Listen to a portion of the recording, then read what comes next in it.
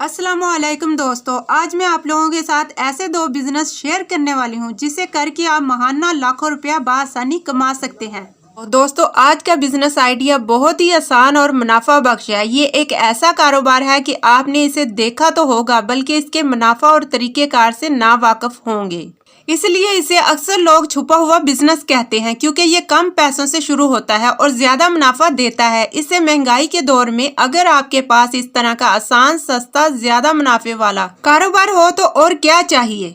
तो दोस्तों, उससे पहले मेरे चैनल को सब्सक्राइब कर लें, साथ लगे बेल के बटन को प्रेस कर लें ताकि हमारी आने वाली न्यू वीडियो का नोटिफिकेशन आपको मिलता रहे।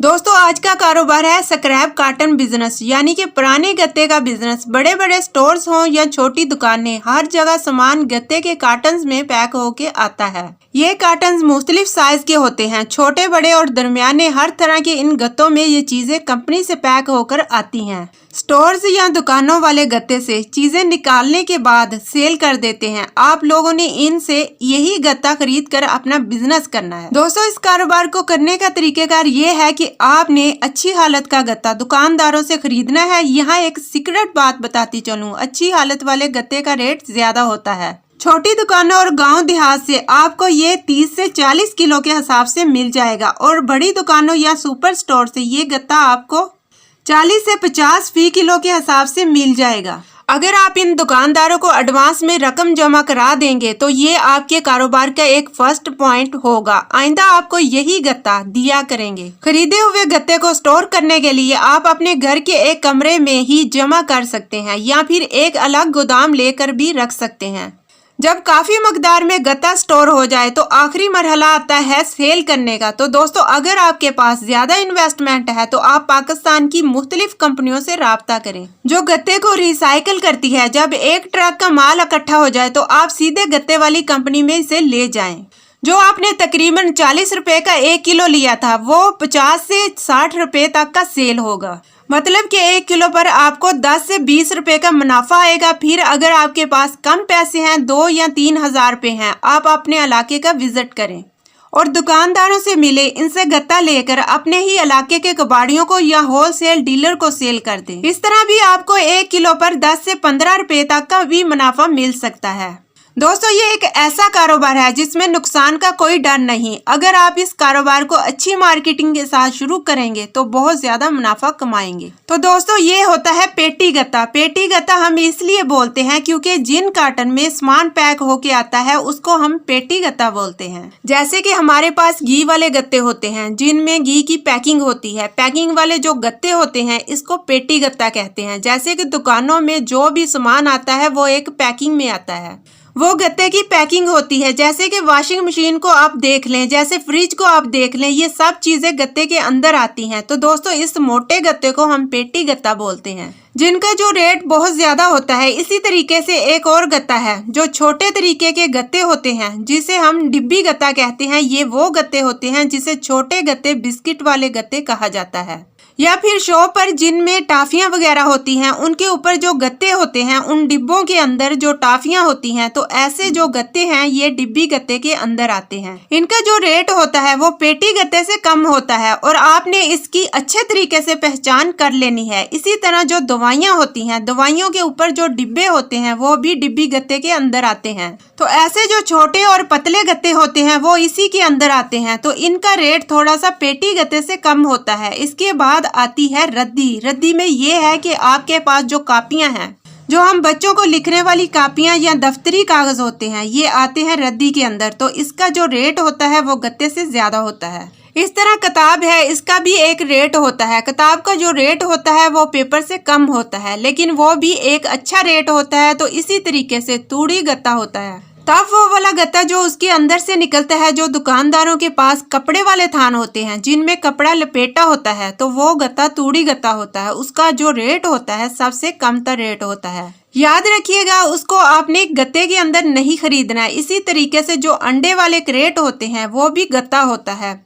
अगर वो आ भी जाते हैं तो वो आपने कम से कम रेट 5 रुपए किलो ले लेना है, 8 रुपए किलो ऐसे आप लोगों ने लेना है। तो तूड़ी गत्ता और अंडे वाला जो गत्ता है वो आपने 5 रुपए, और जो जूस वाले डिब्बे हैं वो नहीं लेने।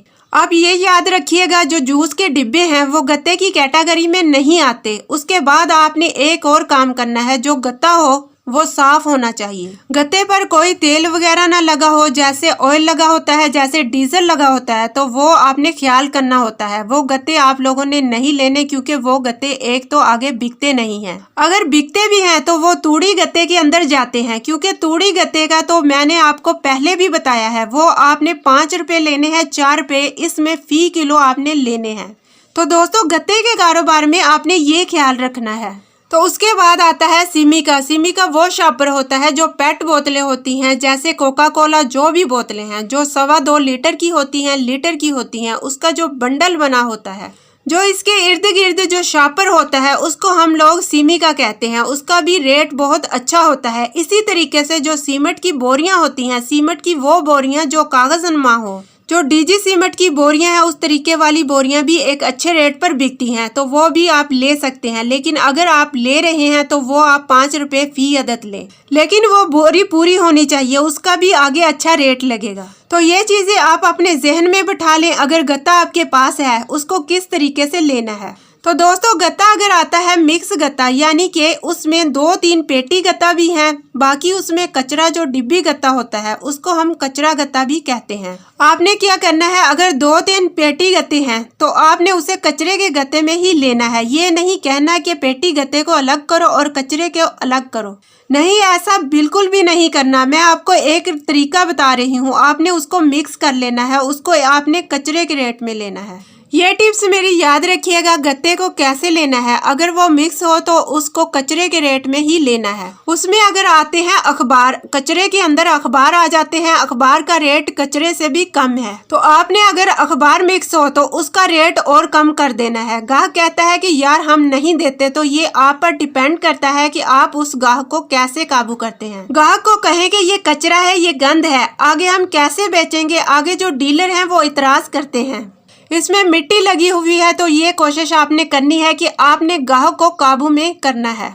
क्योंकि गाहक के पास तो ये तो गंद होता है गाहक का, ये याद रखिएगा। दूसरी बात ये है कि कोई चीज तोले तो कांटा बिल्कुल आपने सही रखना है, क्योंकि नाप तोल में गलत ना हो, इसमें स्वाब नहीं मिलता, यानी कि उस काम में बरकत नहीं होती। लेकिन आप गाहक को बता दें, अगर वो किसी गट्टू में लाया है तो गट्टू का वजन आपने कर लेना है। 100 ग्राम का गट्टू हो, काट देना है। लाजमी गट्टू में लाया है या किसी कपड़े के अंदर लाया है, वो आपने कपड़े का वजन करके वो टोटल उसमें से काट कर देंगे। वो आपने बता देना है कि भाई ये हमने काट कर देना है। हमने गट्टू का क्या करना है, आप कस्टमर को बता सकते हैं कि इसमें मिट्टी लगी हुई है, जैसे लोहे को जंग लगा होता है। ये तरीकेकार अच्छा है कि आप उनको बता दो कि ये हम काट देंगे। लेकिन ये गलत बात है कि आप अपने कांटे को खराब कर दें। जो वजन तोलने वाला कांटा है उसमें आप तब्दीली कर दें, ये गलत बात है। तो दोस्तों, इस तरीके से आपने गाहक को काबू में लाना है। तो दोस्तों, आपने कोशिश करनी है कि आपने गत्ते को कम से कम रेट में लेना है, ताकि आपके कारोबार में मुनाफा हो सके। लोहे का जो रेट होता है गाहक पूरा लेता है, लेकिन आपने गत्ते में से हमेशा बचाना है। उम्मीद करती हूँ आपको जो गत्ते की कैटेगरी है वो समझ में आ गई होगी।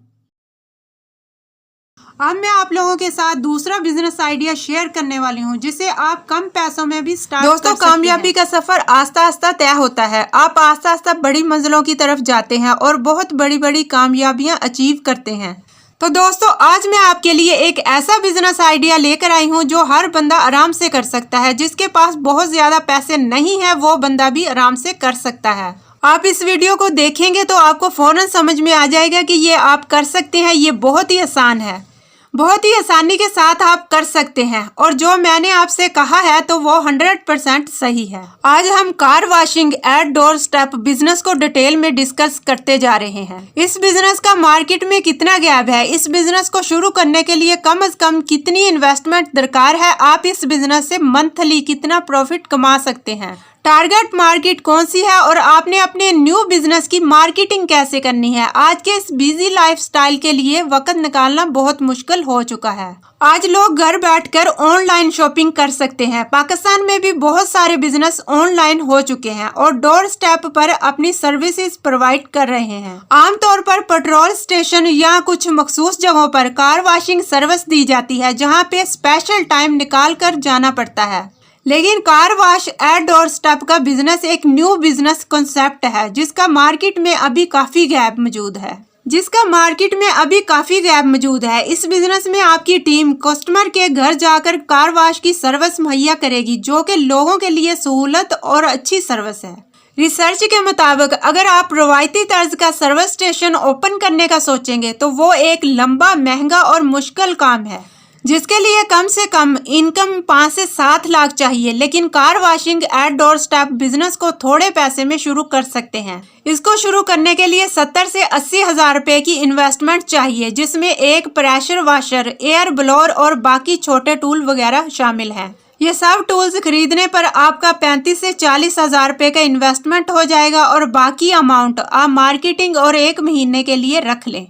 अब बारी आती है मार्केटिंग की। टूल्स परचेज करने के लिए आप अपने न्यू बिजनेस मार्केटिंग पर भी तवज्जो दें। सबसे पहले आप अपना बिजनेस नेम फाइनल करें और अपने बिजनेस के विजिटिंग कार्ड प्रिंट करवाएं। इसके साथ ही अपनी car washing at doorstep service की मुकम्मल डिटेल पर मुश्तमिल पंफलेट बनवाएं। इन पंफलेट पर आप सर्विस चार्ज मेंशन करें कि आप अपने कस्टमर के डोर स्टेप पर कार वॉश करने के कितने चार्जेस लेते हैं। आमतौर पर सर्विस स्टेशन पर 350 से 400 रुपए लेते हैं। आप भी मार्केट रेट के मुताबिक ही अपने चार्जेस रखें और इन पंफलेट पर अपने बिजनेस की डेट भी मेंशन कर दें कि फलां डेट से आप अपनी सर्विसेज देना शुरू कर देंगे। अब आप इन पंफलेट को अपने टारगेट एरिया में तकसीम कर दें, वहाँ भी अपनी मार्केटिंग करें और कस्टमर मतवज्जा करने के लिए फेसबुक पेड मार्केटिंग भी बहुत इफेक्टिव हो सकती है। अगर आप अपने नए बिजनेस को प्रॉफिटेबल बनाना चाहते हैं तो शुरू में अपने अखराजात कम रखें। डिजिटल और फिजिकल मार्केटिंग से कस्टमर बनाएं। जब कस्टमर आपके दिए हुए नंबर पर कॉन्टैक्ट करे तो आप इनका नंबर सेव कर लें और इनको अपनी ऑफर की डिटेल शेयर करें और इनको बताएं कि फलां डेट से हम अपनी डिमांड के मुताबिक आपकी गाड़ी वॉश सर्विस प्रोवाइड करेंगे। मसलन वो रोजाना वॉश करवाना चाहते हैं, 3 दिन बाद या वीकली। अगर पहले महीने आपके पास 40 से 50 कस्टमर भी आ जाते हैं तो एक अच्छा सिग्नल है। आप किसी कार वॉशिंग एक्सपर्ट को हायर कर लें, जो कि 15 से 20 हजार में मिलता है। 1 महीने में 100 गाड़ियां वॉश करने के 35 से 40 हजार रुपए बनेंगे, जिसमें से 20 से 25 हजार एक्सपेंसेस लेस करके भी पहले महीने से ही प्रॉफिट कमा सकते हैं। अब आप पे डिपेंड करता है कि आप मार्केटिंग कैसे करते हैं और कस्टमर कैसे हैंडल करते हैं। एक एम्प्लॉय एक दिन में 8 घंटे काम करके बआसानी 6 से 8 कस्टमर को डील कर सकता है। अगर पहले साल में आपके साथ परमानेंट 500 कस्टमर भी जुड़ जाते हैं और वो वीकली भी आपसे कार वॉश करवाते हैं तो दोस्तों आप आसानी से 4 से 5 लाख तक मंथली प्रॉफिट कमा सकते हैं। अब बात करते हैं कि आपकी टारगेट मार्केट कौन सी है। तो याद रखें कि आपका मेन और प्रीमियर कस्टमर आपके शहर के पुश एरिया में है, जैसा कि DHA, बहरिया टाउन और बाकी हाउसिंग सोसाइटी वगैरह। इसके अलावा बस स्टैंड, रेंट कार और इंडस्ट्री एरिया जहां पर मौजूद स्टाफ की गाड़ियां वॉश करने की सर्विस भी आप दे सकते हैं। जैसा कि आपको बताया गया है कि आपका मेन कस्टमर पुश एरिया में है, तो ऐसे कस्टमर को सर्विसेज भी प्रोफेशनल ही चाहिए। आपके एम्प्लॉय कार वॉश करते वक्त इस बात का खुसूसी ख्याल रखें कि कस्टमर की गाड़ी को किसी किस्म का नुकसान ना हो, कोई स्क्रैच वगैरह ना आए। कार वॉश करने के साथ साथ आप इनकी गाड़ी को पॉलिश और कंपाउंड की सर्विस देकर भी मजीद प्रॉफिटेबल बना सकते हैं। जब आपके एम्प्लॉय कस्टमर की कार वॉश करके आए तो आप अपने कस्टमर से फीडबैक जरूर लें और इस फीडबैक की बेसिस पर अपनी सर्विस को मजीद बेहतर बनाएं।